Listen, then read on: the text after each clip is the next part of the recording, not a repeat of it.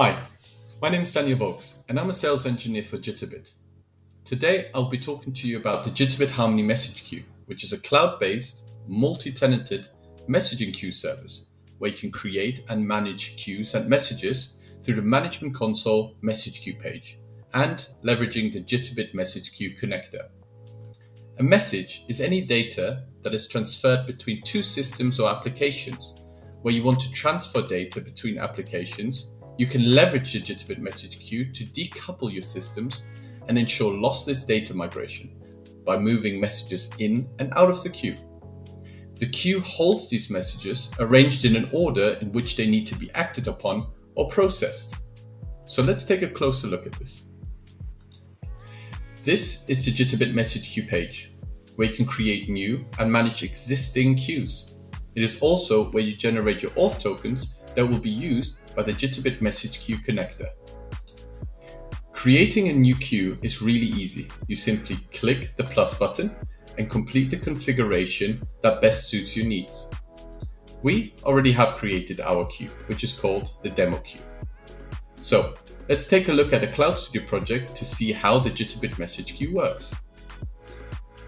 Here is a simple project with a single workflow that leverages the Jitterbit message queue connector. These two operations you see here are used to send a message and get a message from the demo queue. If I open up the connector, you can see how the message queue connector is configured. Let's jump back into the composer, where we can take a quick look at the two activities that we have on the page. For the send activity, we need to provide a set of properties as well as a queue name and a message body which will hold our data. In this case is a string that reads message in a bottle. We can now run this operation which will send that message to our demo queue.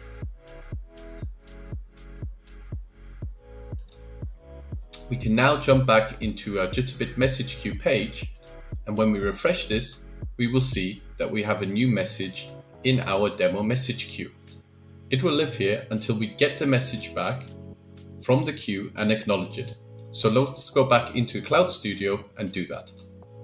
With this get message operation, we simply provide the queue name and tick the auto acknowledge flag, which means that when we run this operation, we will receive the message back from the queue and we will automatically acknowledge it, which means that we will remove it back from the queue. So let's go ahead and do that. I will click run. This will then kickstart the operation.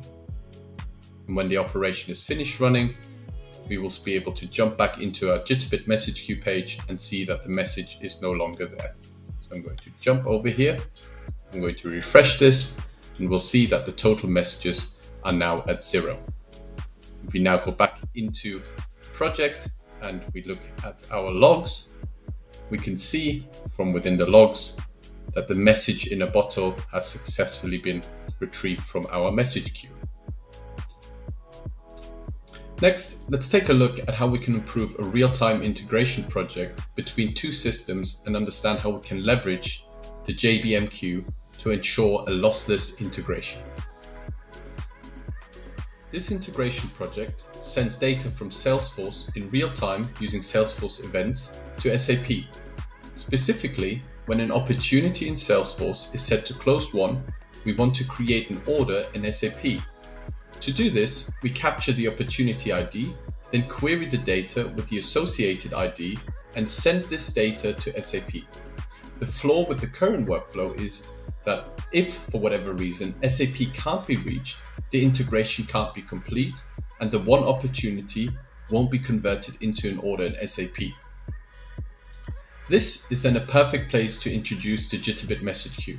So let's take a look at what this workflow would look like if we introduced the message queue.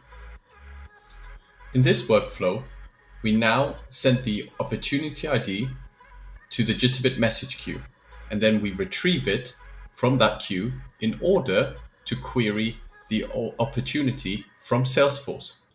We only acknowledge this message, however, once we have successfully inserted the opportunity as an order into Salesforce.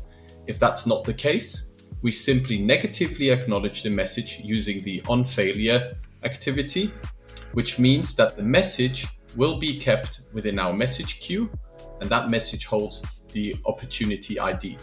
We can then run a retry controller that will instantly, or within an increment of every 5 minutes, run this opportunity migration again in order to understand if the order has successfully been inserted SAP, and if it has successfully been inserted, we then positively acknowledge it, which means that we have got a new order in SAP.